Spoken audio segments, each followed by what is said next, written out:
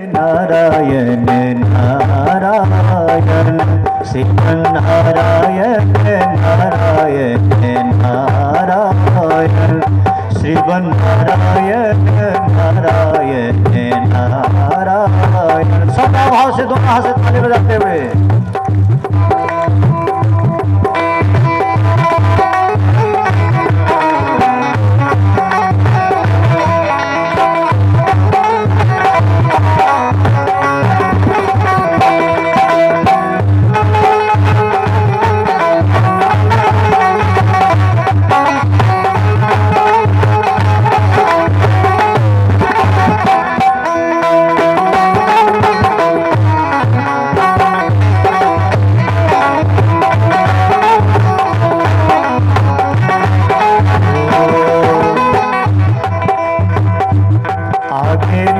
नारायण पीछे नारायण आगे नारायण पीछे नारायण जहाँ देखो वहाँ नारायण नारायण जहाँ देखो वहाँ नारायण नारायण शिव नारायण नारायण नारायण।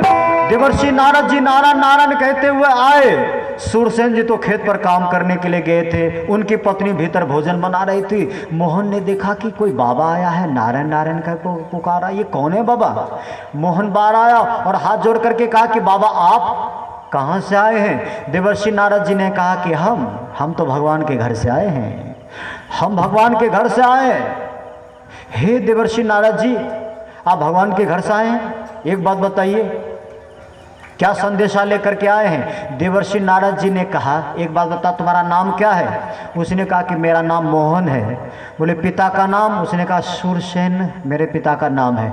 नारद जी ने कहा कि भैया यही तो पता दिलाने के लिए आए हैं, तुम गलत पता लिए बैठे हुए हो। जिसको तुम अपना नाम समझते हो, जिसको तुम अपना पिता समझते हो, ये तुम्हारा पिता नहीं है, ये तुम्हारा पिता नहीं है। जिसको तुम अपना घर समझते हो, ये घर तुम्हारा अपना नहीं है। मोहन ने पूछा कि आप कैसी बात करते हैं? हे नारद जी, ये तो मेरा घर है, ये तो मेरा पिता, इसी घर में तो मेरा लालन पालन हुआ है। देवर्षि नारद जी ने कहा अरे माना कि तुम्हारा लालन पालन यही हुआ, लेकिन इस घर में तुम्हारा जन्म नहीं हुआ है, इस घर में तुम्हारा जन्म नहीं हुआ, तुम्हारा जन्म किसी और घर में हुआ है। मोहन ने पूछा कैसी बात करते हैं, मेरा जन्म कहाँ हुआ? देवर्षि नारद जी ने कहा कि सच बताऊं? अगर सच बताऊं तो सुनो, तुम्हारा जन्म हुआ था मथुरा में, तुम्हारा जन्म हुआ मथुरा में। एक राजा है, अभी अभी जो राजा है, राजा उग्रसेन, राजा उग्रसेन के यहाँ तुम्हारा जन्म हुआ। तुम्हारा जन्म हुआ था वहाँ पर तुम्हारे पिता ने उठा करके तुम्हें नदी में फेंक दिया।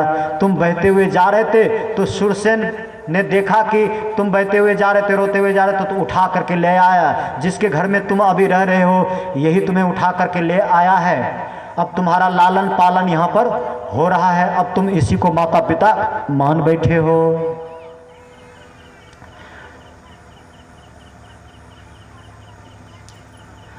मोहन ने पूछा तो मेरा पिता ये नहीं है? बोले कि नहीं, ये तुम्हारा पिता नहीं है।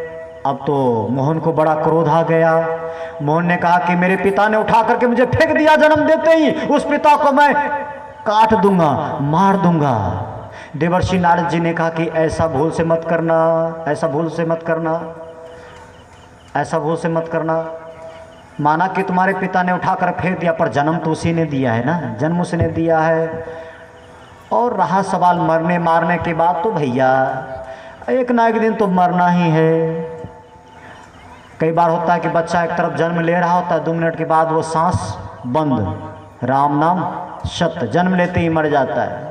जन्म लेते के साथ मृत्यु जुड़ी हुई है। कोई जरूरी नहीं है कि 70 साल में ही मरे, किसी भी क्षण मृत्यु घटित हो सकती है। हाथ में मोबाइल है, कभी भी लकवा हाथ में लग सकता है,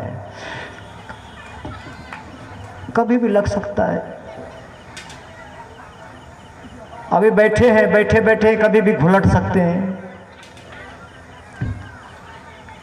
बैठे बैठे भी राम नाम सत्य हो सकता है। कोई गारंटी है? गारंटी है क्या?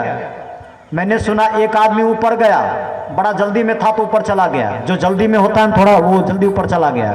तो यमदूत ने पूछा कि भैया तुम्हारा समय पूरा नहीं हुआ था, तुम कैसे आ गए? बोले बड़ी जल्दी में थे।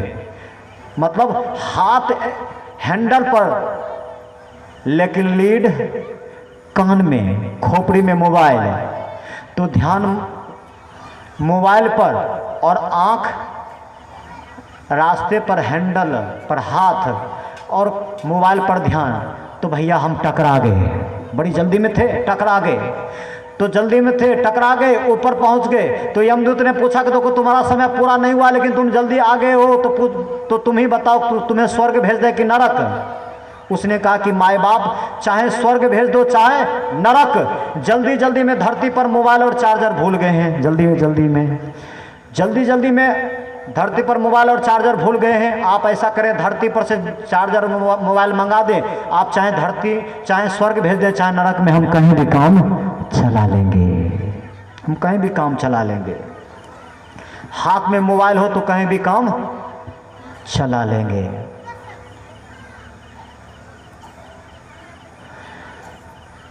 मोहन ने कहा कि बाबा जिस पिता ने मुझे जन्म देकर के मारने के लिए चाहा हम उसको मार डालेंगे। देवर्षि नारद जी ने कहा कि अरे छोड़ो इस पिता को, छोड़िए, पिता भी एक दिन मर जाएगा, तुम भी एक दिन मर जाओगे, उसको ढूंढ लो जो कभी नहीं मरता है। उस परम पिता को ढूंढ लो, उस परम पिता भगवान को ढूंढ लो जिसे पा लेने के बाद फिर मरना नहीं होता है, उस भगवान को पालो। देवर्षि नारद जी ने कहा कि भगवान को ढूंढ लो, भगवान को ढूंढो।